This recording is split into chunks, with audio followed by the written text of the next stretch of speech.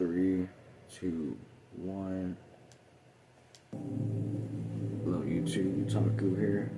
Back at it again with another session. Gonna be talking a little bit about me. There's been plenty of times where, hold on, before we get into this any further, you know.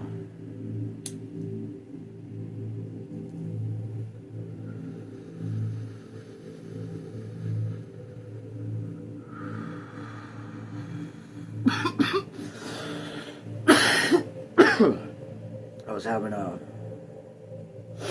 proper wake and bake this morning.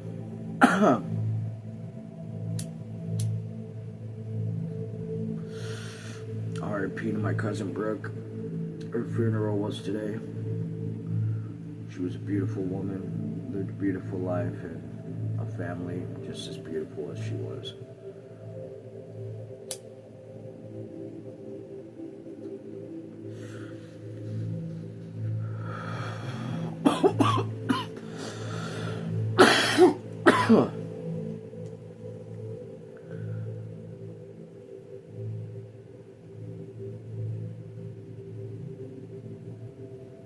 I'd like to take that moment of silence for her.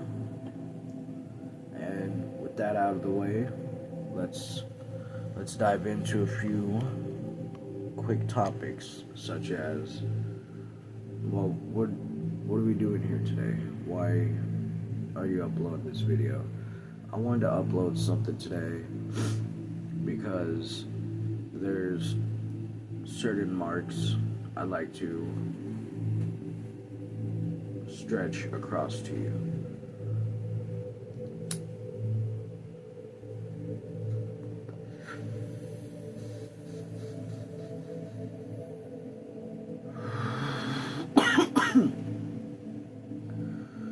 Such as when it's appropriate to cut somebody off, when you're finding yourself in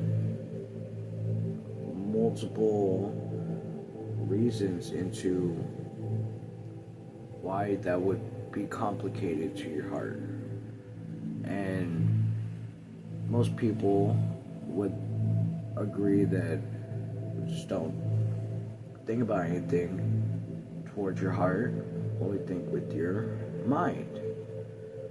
And that's a good enough answer for a time. You may be able to spend your whole life doing something like that and might even come out prosperous. Though not every individual, I would say, is wired to be able to navigate life in such a strict and boiled down manner, because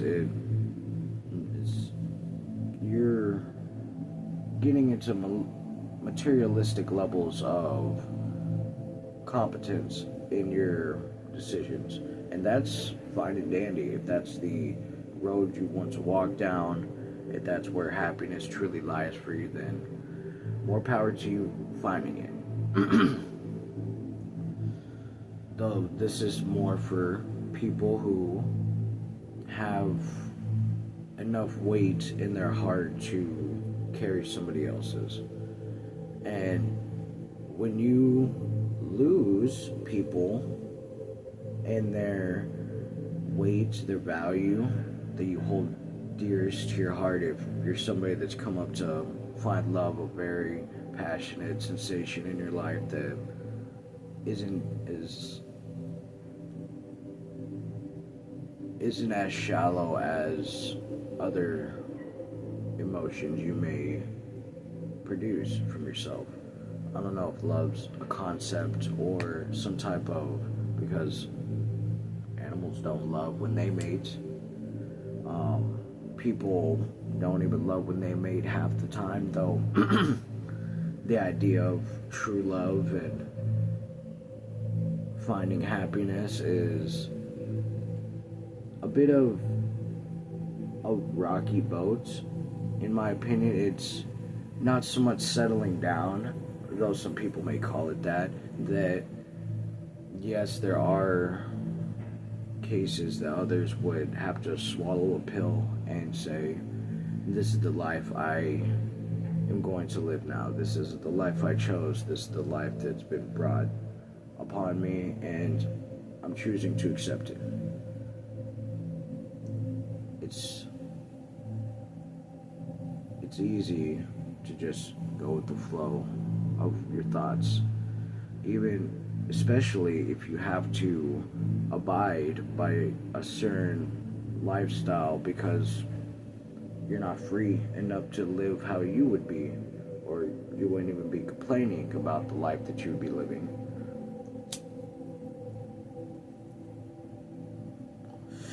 Such as the things of my steak is too juicy and my lobster is too buttery.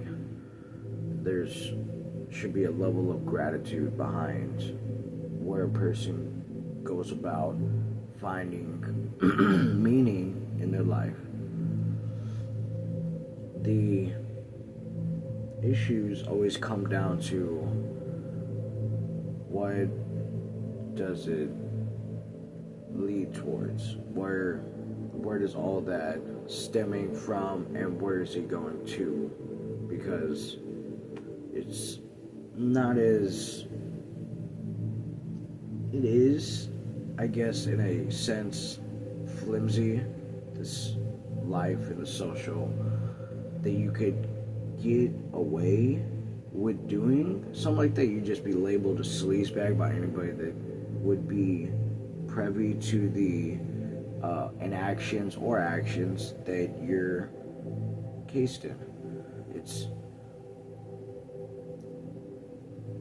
It's more about the development of your personal being as you're going about living, and it's not as simple as me just saying that, because the actual actions that going about that are complicated as it gets in this life.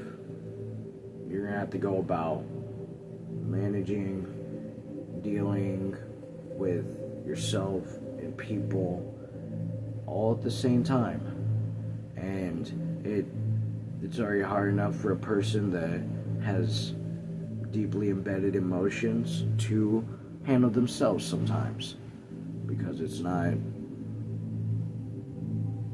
exactly something that's under control if you're not guided into stability.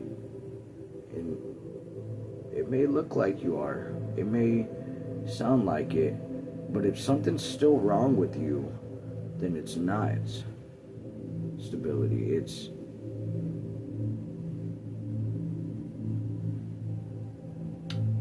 complex.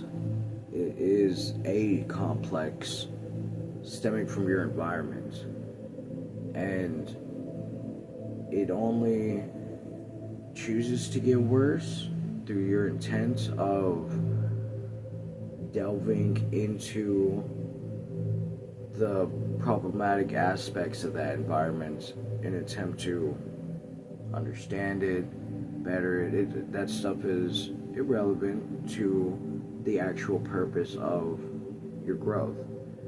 And that, it's said to warrant for evil things if you choose to not sit there and do it. You want to be able to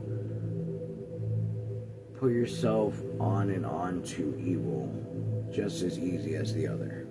So, for example, you need to be equally as capable in telling a bad person no as you are equally as able to telling a bad person yes. And what I mean by that is, okay, I can see you're doing something. More power to you. Now, what kind of interest would it be for me to tell you to stop? And why would I tell you to stop? What intentions do I have, seeking your... Are you gonna be okay? And if you're not, what's gonna happen to you? And for parents, I'd say, by all means, it's necessary for you to delve a person such as your child into conditions where they manifest a better version of themselves, even through harsh environments. But when you're someone who is in a position of an opportunity like that, and you're not that person's parent, let me just move something real quick. There we go.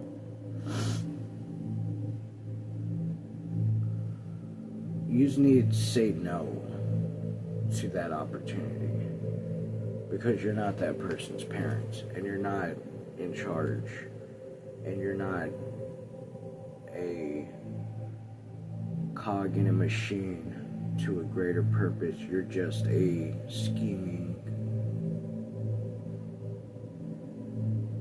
conniving planner. You're just going to be somebody who develops steps in the wrong direction. And that's all you'll ever be, going down the route of watching a person falter and choosing to do nothing, or what you do is even worse off than what would have been by simply walking away. Could you imagine walking away for the betterment of another person? That'd be a really mature decision to make without leaving a blood trail of suffering, consequences. And people have said, oh, well, you can't have a relationship and not expect it to lead into a direction. And friendships blossom. You're gonna hurt when you have to say goodbye to friends for a time and hope that you'll rekindle. And then there's times where nothing is the best option. No more development within those roots of individuals. And that isn't so much cutting friends off, because you need to be able to do that at an acquaintance level. If you're a good person, you treat everybody with the same opportunity of relevance. And you're like, okay, no matter how much wrong you've done, what do you have to say? And you'd leave it there. But it takes a special kind of enemy to really keep the appearance of good intentions while truly guising their being into the monster that they are. It's like what I said in the last video. It reminds me of something that comes out of nature unnaturally. It's about as man-made as insulin. It's like, yeah, you may be able to get natural secretions of insulin from mold or fungi potentially. I'm not too prevalent of what actually. I know you have to get the mold out of some type of from sugar, and it would concentrate into insulin in some manner. Though, what I'm trying to get at is, you would build up into the person who you knew you would never become. And when you are that person, you could look at them and be like, it's okay. We'll get past it.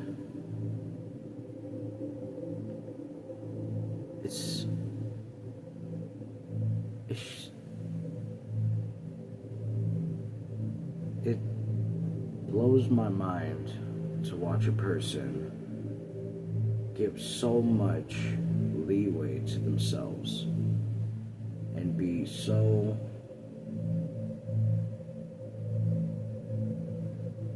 harsh on everybody else. It isn't to be expected that a person be good to everybody. It should be expected for a person to not be bad towards anybody. And I've seen it so many times, and it's this mixed emotion of it happened and it happened in both a positive and negative manner, where you watch a person change their entire personality from who they were. I remember I worked with this female one time that every conversation, all she would do was talk shit about me.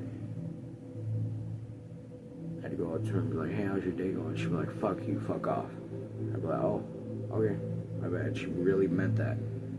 She was like, shut the fuck up, get away from me. Simply just, and I did nothing to her. She talked to everybody like that. It reminded me the day that she came up after her brother passed away, that she was coming up, and I knew her brother very dearly, that she just started crying and said, I don't know why this happened. I don't know why he died. He passed away for his own experiences that led to his downfall through his own doing. Lack for better terms, you understand? And I looked at her and I thought to myself, of all the times she would berate and play, and her brother thought that was so normal that he would do it, and he would treat everybody like that, and he was just as negative as she was. But I loved her brother to death because I just kept fighting with him. I'm like, God damn it, I don't know who you are, but stop it, stop acting like this. And I talked shit to him, and one day on New Year's Eve, he punched the fuck out of me. He was drunk as hell, and we were working together, and I moved my head back, so only about like half the punch connected, but damn, my jaw was still on fire. And I remember him like sitting there, and he kind of like realized that he actually socked the fuck out of me. I don't think he realized that I moved enough for it to miss, because he just sat there and he was like, yeah, alright, Adam. And I was like, well, what the fuck? Like, it went from the most violent, hostile he's ever been to me to the most nicest he's ever acted towards me. All in that same order.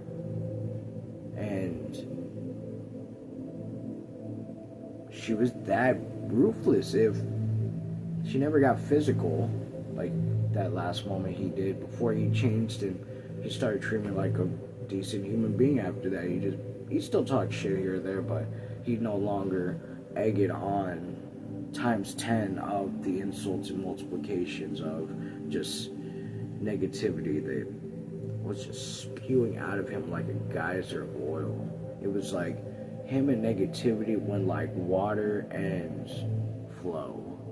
There was just that whole family was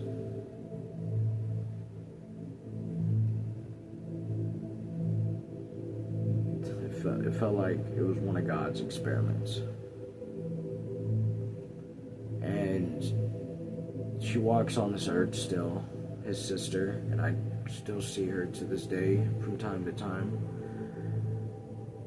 And the way that she acted towards me back then is nothing of the way that she acts now. She's collective, she is very careful with her words, she says very kind things, unless she's in a moment where she has an opportunity to be herself. And she may curse here or there and laugh, but she won't go at somebody like she used to, like she would with everybody. It was after her brother passed away that she asked me why all that happened, and I told her it was a culmination of everything. All the bad things he had with his family, because it wasn't just her acting like, it was his nieces, his nephews, his uncles, his every single person in that family just talked shit to the highest degree, and they all thought it was normal. But when I got to know this man, when I got to know her, when I got to really get to know both these people on the level that you should be able to connect with the person, I realized just how bad that type of environment truly is for a person's mentality. Because he's no longer walking this earth. She lost a brother, and every day she might as well not even be walking on this earth. The look in her eyes, it's a vacation for her to be happy, and you could tell.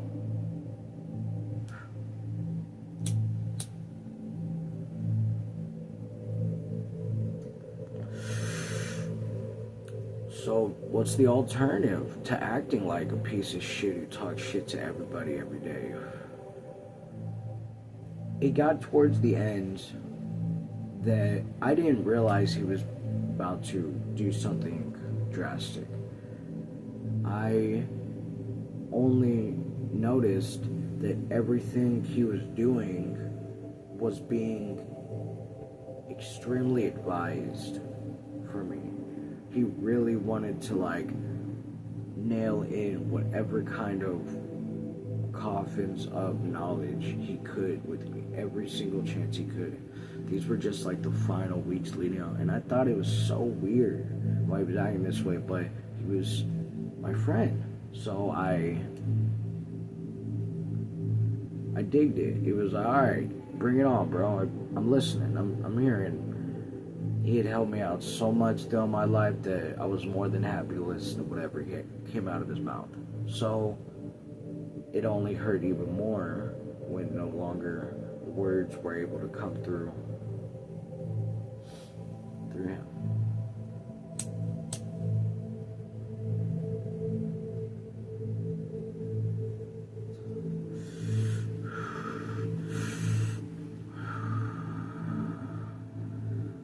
He had a bachelor's degree in mathematics. Bachelor's or associates. Though he actually got a degree in that freaking bastard of a subject that some people are just complete wizards of unnatural talents in that numbers game. Truly, it pisses me off to no end when I miss a single negative or I miss a freaking parentheses and my whole calculation's wrong. Oh my goodness, is that fine-tuned down to the you know, you hear about the subject of physics, but then you get into relative physics and theoretical physics, and you know, Big Bang Theory sits there and makes a joke about it, but it is actually that massive. You're going through tens, if not hundreds, of pages of equations to get to a final ending that may not even be there at the end. You just know you're trying to lead something towards somewhere that theoretical physics, I have no true conclusion to what they're trying to figure out. The universe, shoot, but I've seen these scales, it's like a bajillion Earths on a scale, and it's out in the universe sucking a freaking black hole in, and this thing truly exists out there. We don't know where the fuck it came from, but it's actually in our universe, and it's one of the tiniest fucking things imaginable compared to what the actual universe is like. I know I'm being exaggerate right now, I apologize. It's more just why, if there's already so much uncontrollable about this reality existence, then what pleasure do you get from making the world even more uncontrollable? Is it some kind of self-fulfilling prophecy that you deem is necessary for the world to keep spinning, that an individual finds themselves so encroached onto a topic that they would go through any means to see it happen, no matter how depraved, no matter how decrepit a person's entire character could become to achieve that a individual would tarnish every good thing they ever made in order to believe what they're saying is, what they're thinking. They're not even saying it's true, they're just thinking it. Let's keep that in mind. Sometimes that kind of thoughts don't even leave people's mouths. They're keeping it fucking hidden away from everybody like a fucking terrorist waiting to blow everybody up. Like, dude, how are you keeping your cool right now? You're about to fucking die, and so is everybody else. But somehow, in their heads, looking cool as a cucumber on the outside.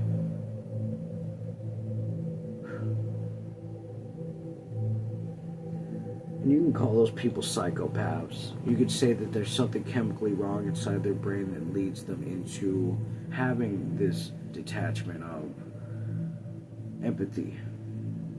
The intelligence it takes a person to commit to these psychopathic tendencies is such a fucking joke that your brain is sitting there using so much fucking firepower, so much relevant energy to this life, and it's using it for such a fucking meaningless thing. But at least you're happy, right? You get to have whatever it is that twisted mind is seeking out at that time, because it's ever changing. It's not just fixed on world domination and destruction of good. It's a lot more convoluted than that. The pain that comes along with that type of individual is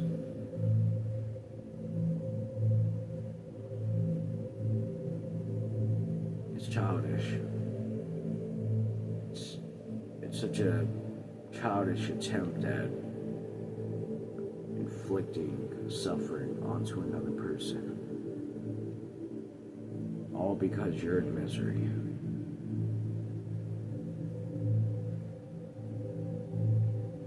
I've seen it time and time that those who've been hurt.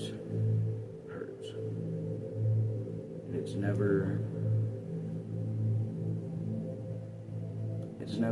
it's like watching two assassins go at each other. It's so weird to think about a person who wants to hurt a person and another person who wants to hurt a person, and they both wait and bide their time and just really hold out for the other person to show their vitals, the weak spots that they could take advantage of and strip at to. Only then will they feel complete, because that was always what they wanted, even if they didn't realize it. They didn't know how badly they wanted it until it was right there in front of them. It was like having ice cream. Like, damn, I was thinking about ice cream since you put it right in front of me. And you fucking lick the shit out of that ice cream. What's going on right now? There's a point that I believe a person gets that, God, I hope that they just come to terms with all that's happened, and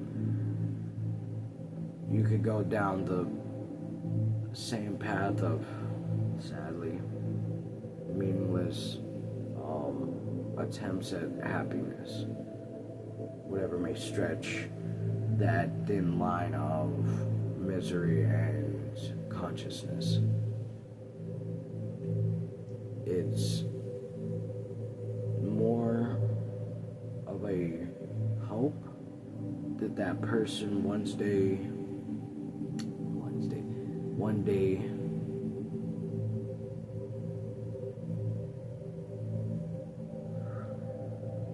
I talk so much about the hiccup. They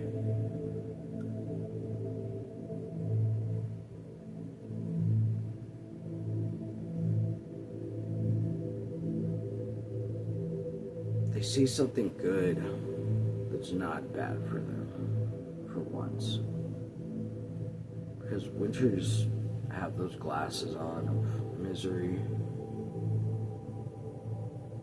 There's nothing a person could do to breathe enough life into you. And I've had this drunk feller get in a party with me for PlayStation. He was just so in shambles and misery that he was just talking shit to me. He didn't even know who I was, but whatever little bits of information that he got, he was just so quick to flip it around and say the most awful things to me. Just the little bits of information I decided to give him was just a little teaser to see what he would do, and it was the most immediate I'd ever seen somebody use that desire of inflicting pain on someone right in front of me. It's like the second he heard that, he's like, oh my God, I would never.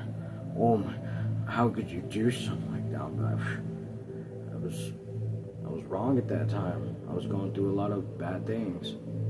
And they were like, yeah, I get it. And now he continued forward. And it was so sad to see it propagate even to such a late age as that gentleman. And I told him towards the end, I'd like for everybody to believe this as well, that it's going to get better. It will. And leaving that party, I reflected back onto that, and everything that led all the way up to that point was extremely ironic, because I had conversations with people about that conversation with that gentleman, and I needed to flip that sentence I just said right now. I had conversations about those people with that gentleman. And everything that they said, he proved to be showing was correct. And basically, I had previous conversations throughout my months of living before that point, that when I finally had met that gentleman, it was like a warning sign. Like, hey, this is what actually was being told to be looked out for.